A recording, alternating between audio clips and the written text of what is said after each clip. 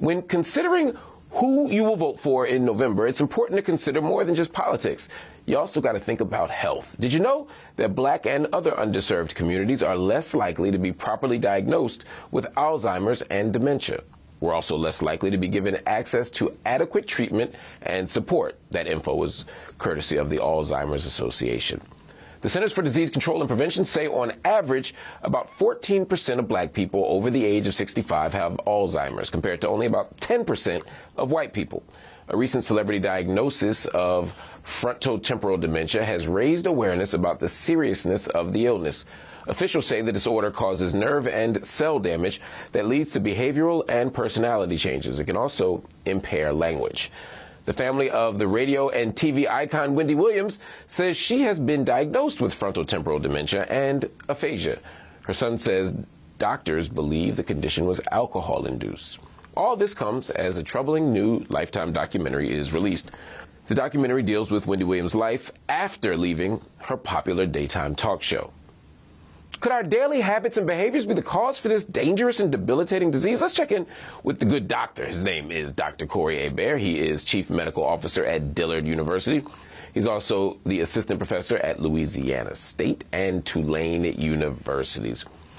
Dr. Hebert, help me sort this out. You know, I watched the Where's Wendy Williams documentary, and it's got people talking about how brutal dementia can be. Watching it in real time with somebody we recognize, Wendy Williams, makes this thing look a whole lot different.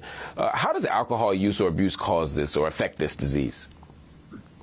Well, first of all, I just want to make sure that everybody understands that Alzheimer's is a type of dementia, but dementia can be caused by many other things, including drugs, including alcohol, including genetic causes. So what, Wendy Williams is going through, bruh, this is a little bit different, because if she did imbibe in the alcohol and the drugs like they are saying that she did, then those things cause irreparable damage to the brain. I mean, a lot of people go home and drink a little wine or smoke a little weed or whatever, thinking it ain't no big deal. But all it takes is to go over that edge for you.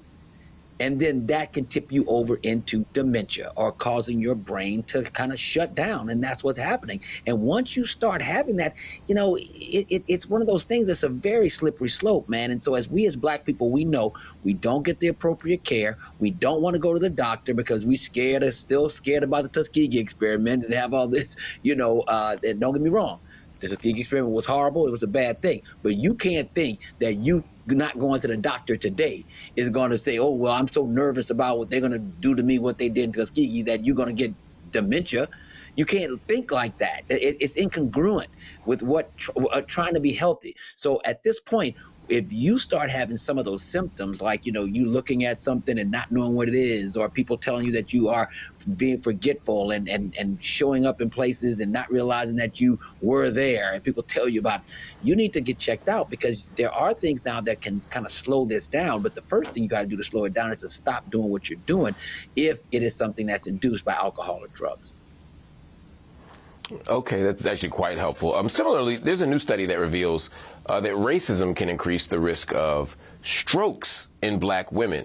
The findings came out of a study from Boston University. It found that Black women who experienced racism were 38% more likely to have a stroke than others. Black adults are 50% more likely than other groups to have a stroke.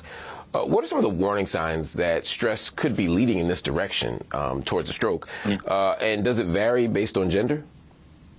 Yeah. Well, some of the warning signs of you being at risk for stroke is being born Black, and that's stressful, right? I mean, we know what James Baldwin said, bro.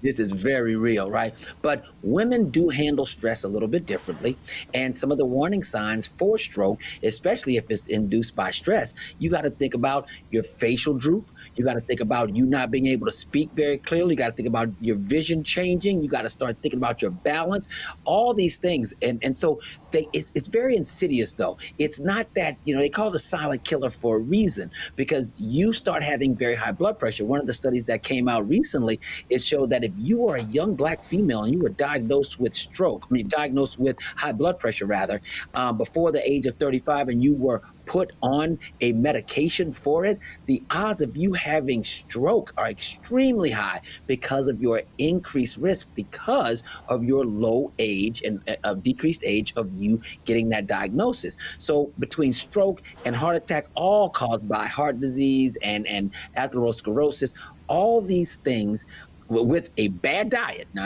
I'm telling you, this is one of the things, bro, we got to deal with.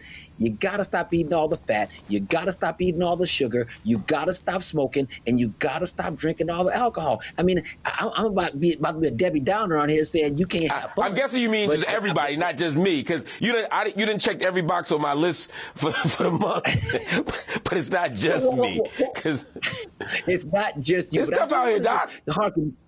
I do want to say one thing though that might make you feel a little bit better though, is that when you start leaning towards all of these things that I just mentioned and you cut back, the more you cut back, the better your chances of survival. And see, this is the bad part. Everybody knows, this is the real deal.